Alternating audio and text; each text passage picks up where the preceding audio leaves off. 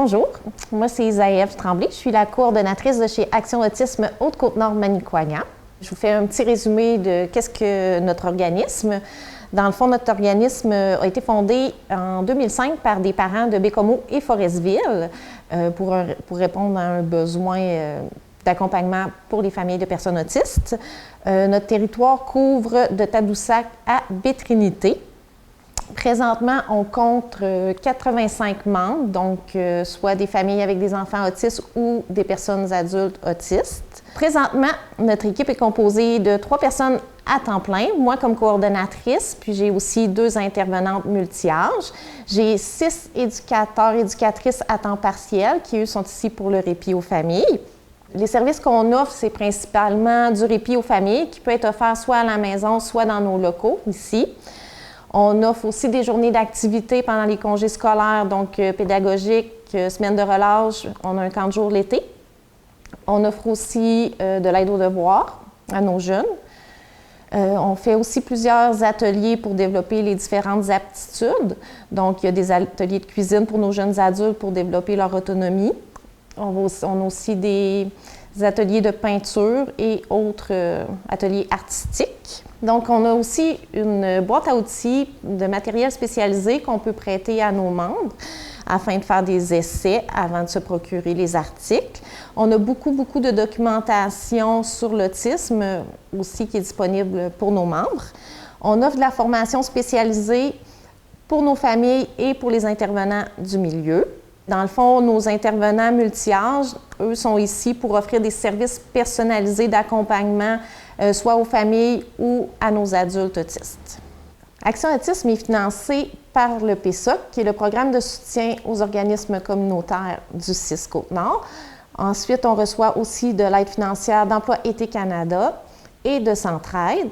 On fait aussi, par contre, des demandes de subventions à divers autres organismes en cours d'année. Qu'est-ce que l'autisme, ou communément appelé le TSA, trouble du spectre de l'autisme? Contrairement à ce que les gens peuvent penser, l'autisme, ce n'est pas une maladie, c'est un trouble neurodéveloppemental qui va atteindre, entre autres, le langage et la communication.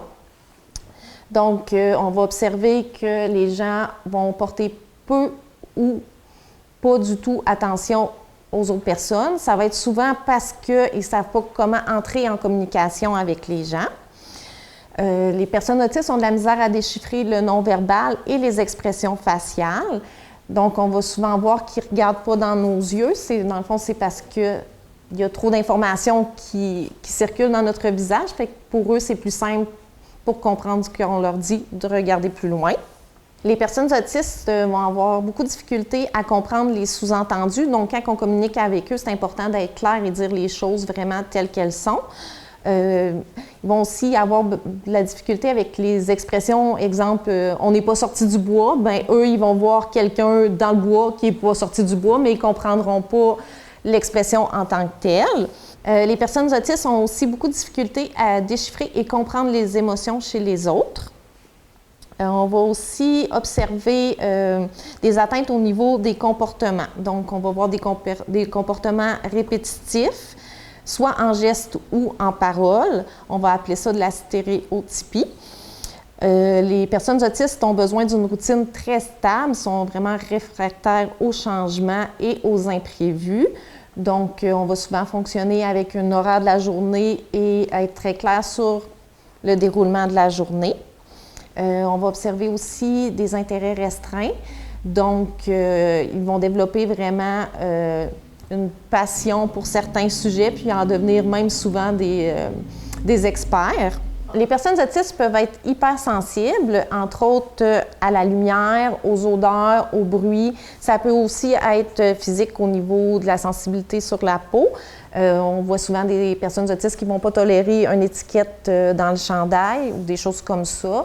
On va avoir aussi des rigidités alimentaires, ce qui fait qu'un aliment qui est bon une journée, le lendemain peut lui sembler vraiment immangeable. En fait, les causes de l'autisme sont encore inconnues. Dans le fond, la tendance est à penser que c'est soit environnemental ou génétique, mais il n'y a pas rien de prouvé présentement. L'autisme vient souvent avec des diagnostics connexes qu'on appelle des comorbidités. On observe le TDA, TDAH, il y a aussi les troubles anxieux, les troubles du sommeil et parfois il y a des déficiences intellectuelles.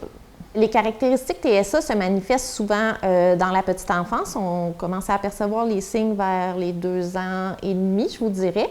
La majorité des cas d'autisme sont chez les garçons. Je vous dirais que les filles sont souvent diagnostiquées plus tard que les garçons parce qu'elles ont une aptitude que les garçons n'ont pas, celle du camouflage social qu'on appelle. En fait, c'est qu'elles vont être en mesure de regarder les comportements des autres et de les imiter, ce qui fait que, dans le fond, on peut avoir un diagnostic pour un jeune de 3 ans comme on peut avoir un diagnostic à 40 ans. Pour devenir membre chez Action Autisme, dans le fond, ça prend un diagnostic de trouble du spectre de l'autisme. Ça peut autant être une suspicion ou un diagnostic provisoire pour que vous ayez accès à nos services. Puis l'adhésion est quand même assez simple. On va sur le site Internet, dans l'onglet Formulaire, on remplit la demande d'adhésion et voilà, c'est complété. Nos locaux sont situés au 313B Boulevard La Salle, dans le secteur Marquette à Bécomo.